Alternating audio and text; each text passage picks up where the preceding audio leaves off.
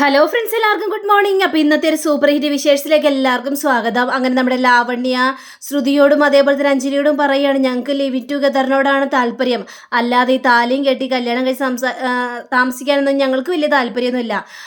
ഇതാണ് ഇപ്പോഴത്തെ ഇത് എന്നൊക്കെ ഇങ്ങനെ പറയുകയാണ്. അപ്പോൾ ഇത് കേട്ട് കഴിഞ്ഞപ്പോഴേക്കും ശ്രുതിയാണെങ്കിൽ ചെവി പൊത്തി, എൻ്റെ കുട്ടികൃഷ്ണ എനിക്കിതൊന്നും കേൾക്കണ്ട, എന്തൊക്കെയാണ് ലാവണ്യമേടെ പറയുന്നത്, എനിക്കങ്ങോട്ട് വിശ്വസിക്കാനായിട്ട് പറ്റുന്നില്ല. ശ്രുതി, നിനക്കിതൊന്നും പറഞ്ഞാലിട്ട് മനസ്സിലാവില്ല കാർട്ടൂൺ ബേബി. അതെ, അതിനൊക്കെ കുറെ പക്വതകൾ വേണം. ലോകം മാറിയതൊന്നും നീ അറിഞ്ഞില്ലേ കാർട്ടൂൺ ബേബി, അതൊന്നും നീ അറിയില്ല. അതുകൊണ്ടാണ് നീ ഇങ്ങനെ കിടന്ന് സംസാരിക്കുന്നത്. അല്ലാതെ ഞങ്ങൾക്ക് കല്യാണം കഴിച്ച് താമസിക്കാനൊന്നും യാതൊരു താല്പര്യമില്ല എന്നൊക്കെ ഇങ്ങനെ പറയുകയാണ്. അപ്പോൾ ഇത് കേട്ട ശ്രുതിക്കാണെങ്കിൽ ആകെ ടെൻഷൻ കൂടി. ശ്രുതി അവിടെ നിന്ന് സംഭവം എടുത്ത് ഇങ്ങനെ കഴിക്കുകയാണ്. ദൈവമേ, ഈ സ്ത്രീ ഇതെന്തൊക്കെയാണ് പറയുന്നത്?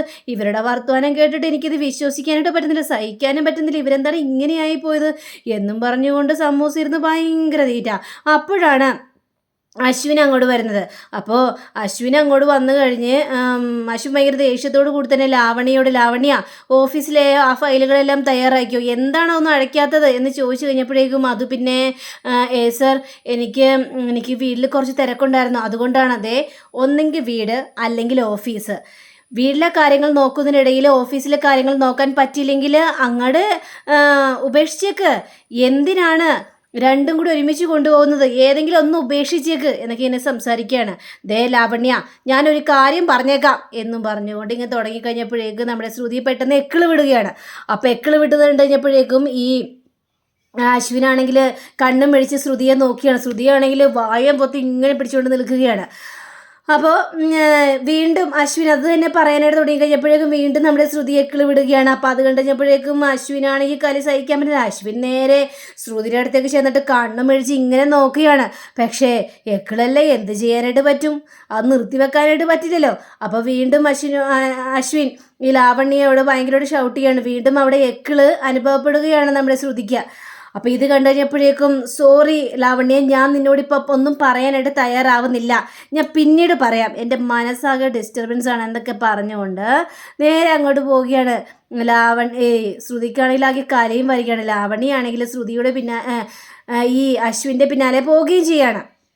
അപ്പോഴേക്കും നമ്മുടെ അഞ്ജലി ശ്രുതിയുടെ അടുത്തേക്ക് വന്നിട്ട് ശ്രുതിക്ക് കുറച്ച് വെള്ളം ഒഴിച്ച് കുടിക്കുക എന്നൊക്കെ പറഞ്ഞുകൊണ്ട് നമ്മുടെ ശ്രുതിയാണെങ്കിൽ ആ വെള്ളം കുടിക്കുകയാണ്. അതിനുശേഷം ശ്രുതി അഞ്ജലിയോട്, സോറി അഞ്ജലി ചേച്ചി, കാരണം എനിക്ക് മനസ്സിൽ ടെൻഷനായി കഴിഞ്ഞാൽ എന്തെങ്കിലും എപ്പം തന്നെ കഴിക്കണം, അതുകൊണ്ടാണ് ഞാനത് കഴിച്ചത്. ഈ ലാവണ്യമേട അങ്ങനെയൊക്കെ പറയുന്നത് കഴിഞ്ഞപ്പോഴേക്കുവേ എനിക്കാകെ ടെൻഷൻ തോന്നി, അതുകൊണ്ട് അതൊന്നും സാരമില്ലെന്നേ, എനിക്ക് കാര്യങ്ങളെല്ലാം മനസ്സിലാവുമല്ലോ. എന്നാലും അഞ്ജലി ചേച്ചി, എന്താ ലാവണ്യമേട ഇങ്ങനെയൊക്കെ കിടന്ന് പറയുന്നത്? എനിക്കത് വിശ്വസിക്കാനായിട്ട് പറ്റുന്നില്ല. കഴുത്തിൽ താലി കെട്ടാതെ കൂടെ താമസിക്കാനോ? എനിക്കത് വിശ്വസിക്കാനായിട്ട് പറ്റുന്നില്ല. ആ കാര്യത്തിൽ എനിക്കും പിന്നെ മുത്തശ്ശിക്കും ചില ഇതൊക്കെ ഉണ്ട്. ഏതായാലും അതെല്ലാം മാറ്റിയെടുക്കണമല്ലോ നമുക്ക്. ഏതായാലും നാളെ അഷ്ടമി രോഹിണിയാണ്. അപ്പോൾ ഇവിടെ കുറേ ഫംഗ്ഷനുകളുണ്ടെന്ന് അറിയാലോ. അതുകൊണ്ട് നാളെ നീ വന്നിട്ട് ലാവണ്യയുടെ കാര്യത്തിൽ എന്തെങ്കിലും ഒരു തീരുമാനം എടുക്കണം. അത് ഞാൻ ഏറ്റു ചേച്ചി. ലാവണ്യ മേഡത്തെ അത് സുന്ദരിയായിട്ട് തന്നെ, ഒരു നാടൻ പെണ്ണായിട്ട് തന്നെ ഞാൻ നിങ്ങളുടെ മുന്നിൽ അണിഞ്ഞൊരുക്കി വെക്കും. എന്താ, അതുപോലെ ഞാനിപ്പോൾ പൊയ്ക്കോട്ടെ, ഏതായാലും ജോലി കഴിഞ്ഞല്ലോ, എനിക്ക് നേരത്തെ തന്നെ വീട്ടിലെത്തണം ചേച്ചി. ശരി, എന്നാൽ പിന്നെ ശ്രുതി പൊയ്ക്കോ എന്നും പറഞ്ഞുകൊണ്ട് ശ്രുതിയെ പറഞ്ഞു വിടുകയാണ്. ശ്രുതിയാണെങ്കിൽ രക്ഷപ്പെട്ടു എന്ന് പറഞ്ഞുകൊണ്ട് ഓട്ടം.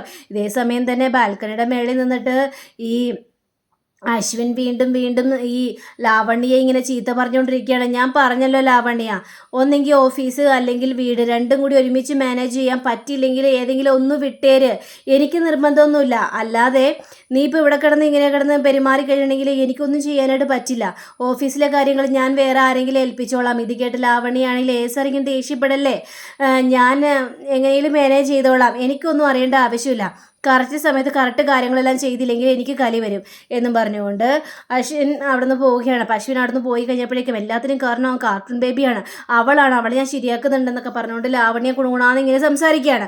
പിന്നീട് ശ്രുതി നേരെ വീട്ടിലേക്ക് ഒരു സന്ധ്യ സമയമായി കഴിഞ്ഞപ്പോഴേക്കും വീട്ടിലേക്ക് വരികയാണ്. വീട്ടിലേക്ക് വന്ന് ആകെ ടെൻഷൻ കൂടി വെള്ളമൊക്കെ എടുത്ത് കുടിക്കുകയാണ് കാണാമെന്നും പറഞ്ഞിട്ട്. അപ്പം അമ്മായി വന്നിട്ട്, ശ്രുതി നീ ഇത്ര നേരം എവിടെയായിരുന്നു? നിനക്ക് അവിടെ തന്നെ കിടക്കായിരുന്നില്ലേ? എന്തിനാണ് ഇങ്ങോട്ടിപ്പോൾ എഴുന്നള്ളിയത്? നിന്നെയും കാത്തിരുന്ന് മനുഷ്യന് ടെൻഷനായി. എനിക്കിങ്ങനെ ടെൻഷൻ അടിക്കാനൊന്നും പറ്റുന്നില്ല. പിന്നെ വീട്ടിൽ നേരത്തെ എത്താൻ പറ്റുമെങ്കിൽ നേരത്തെ എത്തണം, അല്ലാതെ നിന്നെയും ടെൻഷൻ അടിച്ച് എൻ്റെ സമയം കളയാനായിട്ട് പറ്റില്ലെന്നും പറഞ്ഞുകൊണ്ട് ശ്രുതിയോട് ദേഷ്യപ്പെടുകയാണ്. അങ്ങനെ ദേഷ്യപ്പെട്ടുകൊണ്ടിരിക്കുന്ന സമയത്താണ് പെട്ടെന്ന് പ്രീതി അങ്ങോട്ട് വരുന്നത്. അപ്പോൾ അമ്മായി അങ്ങോട്ട് പോവുകയാണ്. ചേച്ചി എന്ത് ചെയ്യാനാണ് ചേച്ചി, ആകെ വിഷമത്തിലാണ് ചേച്ചി. എന്താ എന്താ ശ്രുതി, നിനക്ക് എന്താ പറ്റിയത്? അതെ, ആ അശ്വിൻ സായിറാമില്ലേ, അയാൾ ശരിയല്ലേ ചേച്ചി? അയാൾ ശരിയല്ലെന്നോ? എന്താന്നേ, എന്താണ് കാര്യം? എന്താന്ന് വെച്ചാൽ തുറന്നു പറയാനായിട്ട് പാടില്ലേ, എന്നാലല്ലേ കാര്യങ്ങളെല്ലാം മനസ്സിലാവുള്ളൂ. അത് പിന്നെ ചേച്ചി, ഈ ലിവിങ് ടുഗെദർ എന്ന് ചേച്ചി കേട്ടിട്ടുണ്ടോ? ആ ലിവിങ് ടുഗെദർ എന്ന് പറഞ്ഞു കഴിഞ്ഞിട്ടുണ്ടെങ്കിൽ ഒന്നിച്ച് താമസിക്കുക എന്നൊക്കെയല്ലേ ചേച്ചി? ശരിയാണ്, ഒന്നിച്ച് താമസിക്കാം. പക്ഷേ ഇതിൽ വേറൊരു അർത്ഥം കൂടി ഉണ്ട് ചേച്ചി. വേറൊരർത്ഥോ? എന്തർത്ഥം? അതെ, ഈ അശ്വിൻ സായിറാം ലിവിങ് ടുഗെദർ ആണെന്ന്. അതായത് കല്യാണം കഴിക്കാതെ ഒരുമിച്ച് താമസിക്കാനായിട്ട് പോകുന്നു. അതായത് താലി കഴുത്തിൽ കെട്ടാതെ ഒരുമിച്ച് താമസിക്കാനായിട്ട് പോകുന്നു. ഒരുമിച്ച് താമസിക്കാനായിട്ട് പോകുന്നു, കല്യാണം കഴിക്കാതെയോ? അതേ ചേച്ചി. പെണ്ണാരാണെന്ന് അറിയാമോ? ആ ലാവണ്യ മേഡം. ആ ലാവണ്യ മേഡോട് എന്നോട് ഈ കാര്യങ്ങളെല്ലാം പറഞ്ഞത്. അവർ കല്യാണം കഴിക്കാതെ ലിവിങ് ടുഗെദർ ആണ് അവർക്ക് ഇഷ്ടമെന്ന്. അവർ ഒരുമിച്ച് താമസിക്കാനായിട്ട് പോകുന്നു എന്ന്. അവർ ആ സ്ത്രീ എന്നോട് പറയുക, മുത്തശ്ശി സമ്മതിച്ചായിരുന്നെങ്കിൽ അവർ രണ്ടുപേരും കൂടി ഒരുമിച്ച് ഒരു റൂമിൽ കഴിയുമെന്നത്രേ. ഇനി അധികം താമസിയാതെ അവർ രണ്ടുപേരും കൂടി ഒരു റൂമിൽ ഒരുമിച്ച് കഴിയാനാണ് പോകുന്നത്രേ. എനിക്കതങ്ങോട്ട് വിശ്വസിക്കാനായിട്ട് പറ്റുന്നില്ല ചേച്ചി.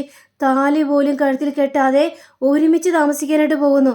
ഇത് കേട്ട് കഴിഞ്ഞപ്പോഴേക്കും ഈ പ്രീതിയാണെങ്കിൽ, ശ്രുതി നീ പറഞ്ഞ സത്യം തന്നെയാണ് ശ്രുതി. അതേ ചേച്ചി, ഞാൻ പറഞ്ഞ സത്യം തന്നെയാണ്. അവർ ഒരു റൂമിൽ ഒരുമിച്ച് താമസിക്കാൻ പോണേണെന്ന്. ഇത് കേട്ടുകൊണ്ട് വരികയായിരുന്നു നമ്മുടെ അമ്മായി.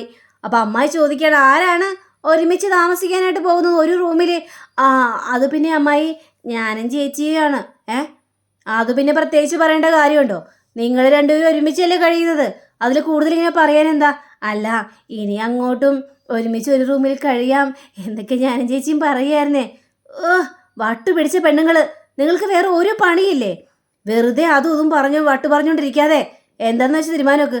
അപ്പോൾ പെട്ടെന്ന് മേളിൽ നിന്ന് പടപടാന്നൊരു ശബ്ദം കേൾക്കുകയാണ്. അമ്മായി, എന്താ അമ്മായി ആ ശബ്ദം? ഒന്നും പറയേണ്ട ശ്രുതി, ഈ നമ്മുടെ ശ്യാമോനെ എന്തൊക്കെയോ സംഭവിച്ചിട്ടുണ്ട്. അവനാണെങ്കിൽ ഞാൻ ചോദിച്ചിട്ടൊന്നും പറഞ്ഞില്ല. അതെന്താ, എന്ത് സംഭവിക്കാനായിട്ട്?